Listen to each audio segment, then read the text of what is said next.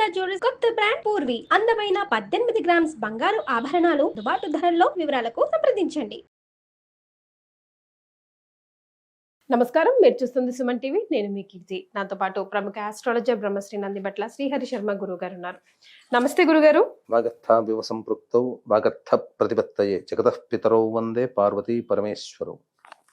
ఆదిత్యాయ చ సోమాయ మంగళాయ బుధాయ చ గురు శుక్ర శనిభ్యశ్చ రాహవే కేతవే నమః. శృంగేరి జగద్గురు పీఠాధిపతులకి, కంచి పీఠాధిపతులకి నమస్కారములు తెలియజేసుకుంటూ కార్యక్రమాన్ని ప్రారంభిద్దాం. గురుగారు, క్యాలెండర్ ఇయర్ ప్రకారం 2026 అంటే కొత్త సంవత్సరంగా మనం క్యాలెండర్ ని ఎలాగో చేంజ్ చేస్తాం కాబట్టి పరిగణలోకి తీసుకుంటాం. అఫ్ కోర్స్ మన తెలుగు వారి సంవత్సరాది ఉగాది అయినప్పటికీ కూడాను వివిధ గ్రహాల కలయిక వల్ల వచ్చే సంవత్సరం అంతగా బాలేదు అంటున్నారు. మన ప్రపంచానికి కానీ భారతదేశానికి కానీ ఇందులో నిజం ఎంత? ఏ విధమైన ఎఫెక్ట్ పడబోతా ఉంది గురుగారు? అయితే మనం చూసుకున్నట్లయితేనమ్మా, గత కొన్ని సంవత్సరాలుగా మనం చూసుకున్నట్లయితే కాలానికి తగ్గట్టుగానే వెళ్ళింది. ఈ సంబంధించినటువంటి 2025 సంవత్సరం నుంచి మొదలుకొని చూస్తే కాలము చాలా విపరీతంగా స్పీడ్ గా వెళ్తుంది. 2025 అప్పుడే అయిపోయింది అన్నట్టు. ఒకప్పుడు సంవత్సరం గడవాలంటే రోజులు కాదు, గంటలు లెక్కేసుకున్నా, రోజులు లెక్కేసుకున్నా, నెలలు లెక్కేసుకున్నా ఇంకా చాలా రోజులు ఉన్నాయి కదా అని. కానీ వీక్షించేటువంటి ప్రేక్షకులు ఒక్కసారి మీరు ఇట్లాగే 2025 అయిపోయిందా అన్నట్టు ఉన్నది. దీనికి ప్రధానమైనటువంటిది కాలంలో వేగం పెరిగింది. ఆ వేగం మన దృష్టిలో ఒక సెకండ్ కావచ్చు, కానీ అంతరిక్షం సంబంధించిన దాంట్లో పెద్ద తీవ్రమైనటువంటి ఇబ్బంది. అసలు కాలం ఇంత స్పీడ్గా ఎప్పుడో తప్ప అంత వెళ్ళదమ్మా. దీనికి ప్రత్యక్ష ఉదాహరణ అంటే నవగ్రహాలలో ఎక్కువ కాలం ఒకే రాశిలో ఉండే గ్రహాలు 4. 1 గురువు, 2 శని, 3, 4 రాహుకేతులు. రాహుకేతులు సంవత్సరంన్నర, గురువు 370 సంవత్సరాలు, అంటే రమారమే 1 సంవత్సరం, శని 2.5 సంవత్సరాలు. ఇందులో ఎక్కువగా ఈ రాబో 8 సంవత్సరాల కాలం వరకు కూడా గురువు చాలా ఫాస్ట్గా వెళ్ళిపోతున్నాడు.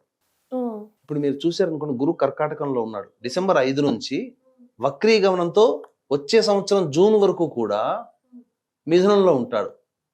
జూన్ తర్వాత జూన్లో గురువు కర్కాటకంలోకి వస్తాడు. మళ్ళీ కర్కాటకంలోకి వచ్చి అక్కడన్నా కుదురుగా ఉంటాడా అంటే మళ్ళీ అక్టోబర్ నెలలో మళ్ళీ సింహరాశిలోకి వెళ్ళిపోతున్నాడు. అంటే ఒకే క్యాలెండర్ ఇయర్లో, అది ఇంగ్లీష్ ప్రకారమైనా కావచ్చు, గ్రెగోరియన్ క్యాలెండర్ ప్రకారమైనా కావచ్చు, లేదా మన సంబంధించినటువంటి సాంప్రదాయమైనటువంటి పంచాంగ ప్రకారమైనా కావచ్చు, ఒకే సంవత్సరంలో గురువు 3 రాశులలో సంచరిస్తే ప్రకృతి వైపరీత్యాలు చాలా ఎక్కువగా ఉంటాయి అని మనకు హెచ్చరికేనమ్మా. ఎందుకంటే మార్చి 19వ తారీఖు నుంచి ఉగాది ప్రారంభమవుతుంది. మార్చి 19 నుంచి మిథునంలో ఉన్నటువంటి గురువు జూన్లో మళ్ళీ కర్కాటకంలోకి వస్తాడు. కర్కాటకం నుంచి మళ్ళీ అక్టోబర్లో మళ్ళీ సింహరాశిలోకి వస్తాడు. మళ్ళీ సింహరాశి నుంచి మళ్ళీ కర్కాటకంలోకి వస్తాడు. ఇలా మార్పు చెందుతున్నాడు. గురు మార్పు అనేటువంటిది చాలా గమనించదగినటువంటిది. కొన్ని ప్రభావాలకి ఇప్పుడు మనం చెప్పుకున్నాం అనుకున్నామా, వీక్షించే ప్రేక్షకులు కూడా ఎప్పుడు చెడేనా. ఇప్పుడు మంచి ఎప్పుడు కావాలి, తీపి అందరికి ఇష్టం, కానీ ఎక్కువ తీపి తింటే ఏమవుతుంది? వ్యాధులు వస్తాయి, శరీరంలో పొట్టలో పురుగులు పుడతాయి. అంటే మంచి ఎలాగో మంచి గురుగారు, దాన్ని చెడును చూసి ఎప్పుడు చెడు చెప్తున్నా అంటే చెడును చూసి మనం జాగ్రత్త పడడంలో తప్పులేదు కదా. ఇప్పుడు మన ఇంటికి ఎవరైనా వస్తారు, 4 వచ్చారు అనుకోండి, అందులో వాడు దొంగరా అన్నాడు అనుకోండి, వాడి మీద ఎక్కువ కాన్సన్ట్రేషన్ పెడతాంగా, జాగ్రత్త పడతాంగా. అంతా దొంగ అనగానే వచ్చిన 3 వాళ్ళతో పాటు కలిసిన 3 కూడా దొంగలు అయిపోతారా?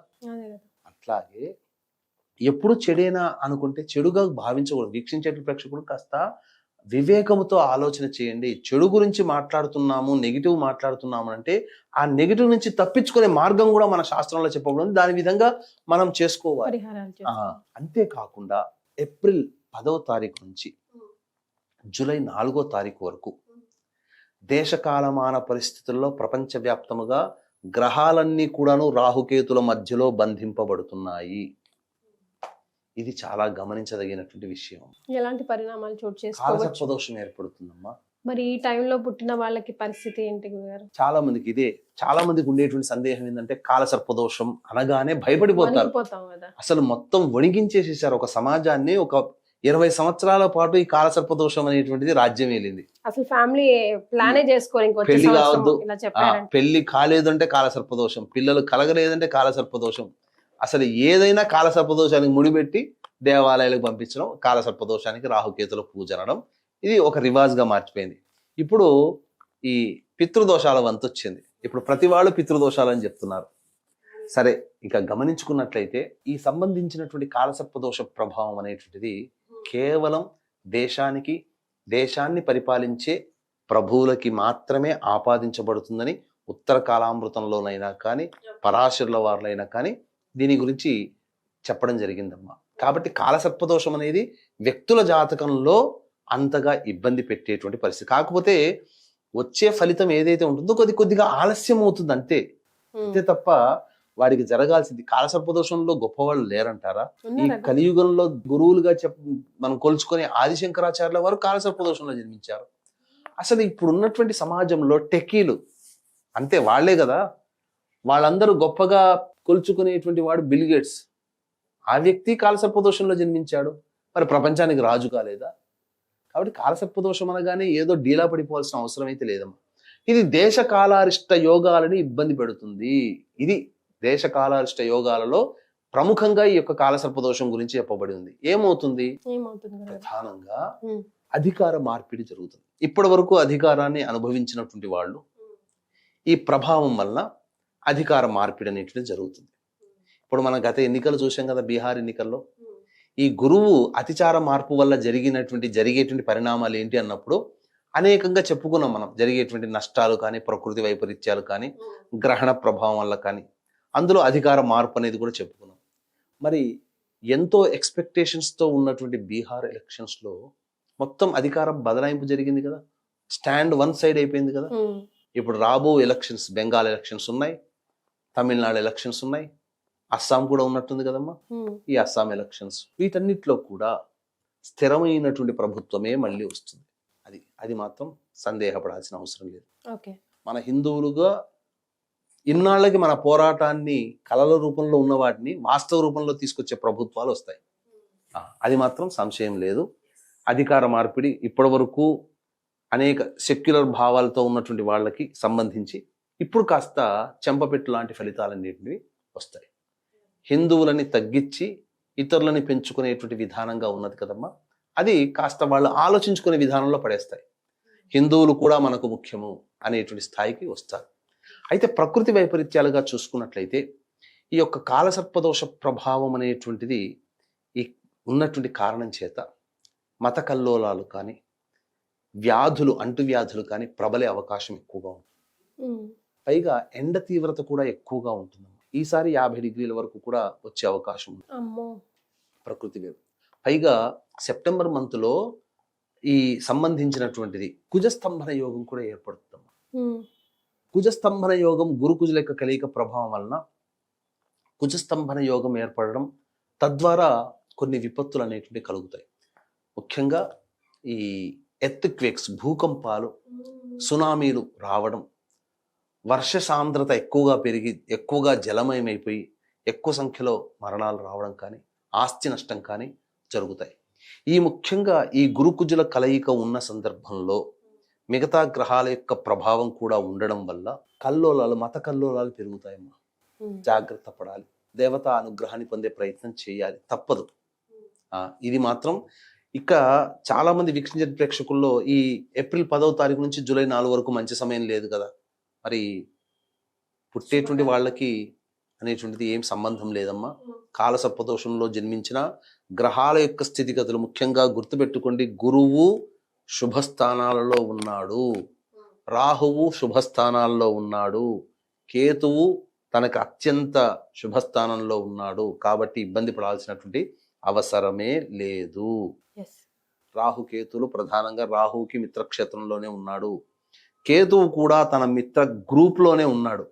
కాబట్టి కాలసర్పదోషం కదా, జన్మిస్తే ఏమవుతుందో అని చెప్పి అనుకోకండి. ఇది ఈ విధంగా దీన్ని సర్దుబాటు చేసుకోవచ్చమ్మా.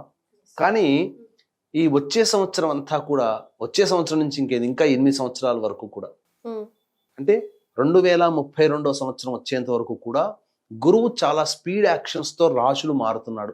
అంటే ఒక సంవత్సరం పాటు ఉండి ఆ సంవత్సరం తర్వాత మారాల్సినటువంటి గురువు 3 సార్లు ఒకేసారిలో రేపు వచ్చే సంవత్సరం 3 సార్లు మారుతున్నటువంటి కారణం త్రిగ్రహ కూటమి, చాతుర్గ్రహ కూటమి కూడా ఏర్పడుతున్నటువంటి కారణం వచ్చే సంవత్సరం.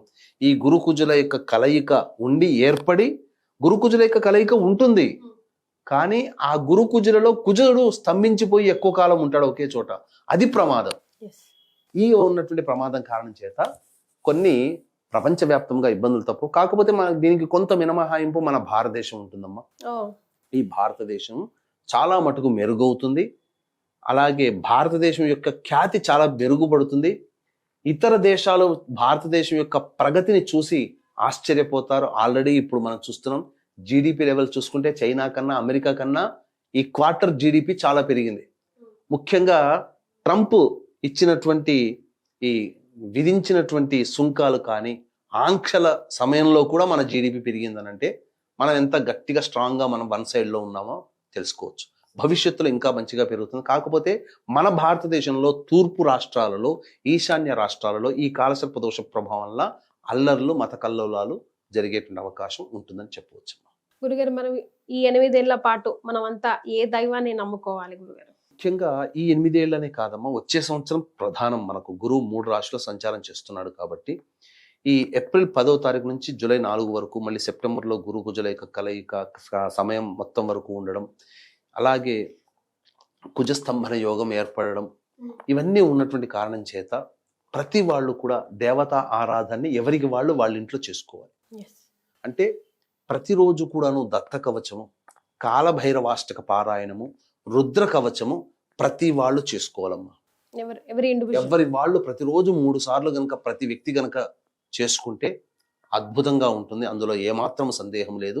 అంతేకాకుండా ఈ సంబంధించినటువంటి ప్రతి వాళ్ళు, ఇప్పుడు ఎవరు మనకు పెయింట్ డబ్బా కొనుక్కొచ్చుకుంటాం, మనం గోడకి మనకు పెయింట్ వేయాలో ఎలా వేయాలో తెలుసు, కానీ మనం వేసుకుంటే వచ్చే నీట్నెస్ కి ఒక పనితనం తెలిసినటువంటి వ్యక్తి వచ్చినటువంటి పెయింటర్ వేసేదానికి తేడా ఉంటుంది కదా. ఇల్లు కట్టుకున్న మేస్త్రి తనకి దాంట్లో నిష్ణాతుడు, మనకేముంది సిమెంటు, ఇసుక, నీళ్లు కలిపితే రెడీ అయిపోయింది, కాంక్రీట్ మిక్చరు, ఇటుకలు మనమే కట్టుకుందాం, మనమే గోడలు చేద్దామంటే మనకు తెలుసు. అట్లాగే ఈ పూజల విధానంలో కూడా చెప్పిన విధంగా ఈ పరిహారాలు ఇప్పుడు వరకు ప్రతిరోజు ఇవి చేయాలి. ప్రదోషకాల సమయంలో దేవతా దర్శనం ఖచ్చితంగా చేసుకోవాలి. సాయంకాలం పొద్దున విష్ణు ఆలయాన్ని సందర్శించుకోవాలి, సాయంకాలం శివాలయం సందర్శించుకోవడం ఒక డ్యూటీగా పెట్టుకోవాలమ్మా. పెట్టుకొని ప్రతిరోజు ఉదయం సాయంకాలం ఈ దేవతా దర్శనం చేసుకుంటే మానవుడికి ఆపదలే రావు. ఇవన్నీ మనకు కుదరదు కదా, ఎట్లా దీనికి ఇంకొక పర్యవసానం ఏమైనా ఉందా? ఇప్పుడు ఆయుర్వేదంలో అయినా చూసుకున్నామా, ఈ 2 ఇవన్నీ కలుపుకొని తాగండి మీ ఆరోగ్యం బాగుంటుంది అని అంటే కింద కామెంట్లు ఏం పెడతారు, మీరు చేసిస్తారా, మీరు నాకు కొరియర్లో పంపిస్తారా? అవన్నీ ఇంగ్రీడియంట్స్ చెప్పినా జనాలకి చేసుకునే అవకాశం ఉండట్లేదేమో, బిజీ లైఫ్ కావచ్చు. అందుకని దీన్ని దృష్టిలో పెట్టుకుని ఎవరికైతే వాళ్ళు చేసుకోలేరో అటువంటి వాళ్ళ కోసం మన పీఠం ఆధ్వర్యంలో ప్రతి నెల ఒక పుణ్యతిథి రోజున, శుభతిథి రోజున మృత్యుంజయ హోమం, ప్రధానంగా గణపతి హోమం, దత్తాత్రేయ హోమం, కాలభైరవ హోమం, రుద్ర హోమం, అలాగే లక్ష్మీ మూలమంత్ర సంపుటిత లక్ష్మీ సూక్త హోమం, శత్రుబాధ నివృత్తికి సుదర్శన హోమాలు, ఇలాంటివి ప్రతి నెల కుటుంబ సభ్యుల గోత్రనామాదులతో చేయిస్తున్నాం. సంవత్సరం అంతా ఉంటుంది కాబట్టి ఈ సంవత్సరం అంతా కూడా చేయించేదానికి ఒకే విధానంగా మీరు సంవత్సరం పాటు నమోదు చేసుకోవచ్చు. ప్రతి నెల వీడియోలు వస్తూ ఉంటుంటాయి. చేయించినది అంతా కూడా చెప్పింది చెప్పినట్టుగా జరుగుతుంది, అందులో సందేహం లేదు. అవకాశం ఉన్న వాళ్ళు కార్యక్రమ తదనంతరం కాంటాక్ట్ చేసి సంవత్సరం పాటు ఏ విధంగా నమోదు చేసుకోవాలో పూర్తి వివరాలు తెలుసుకోవచ్చు. చాలా సంతోషం గురుగారు, ధన్యవాదాలు. సర్వం శ్రీ ఉమామహేశ్వర పరబ్రహ్మార్పణమస్తు.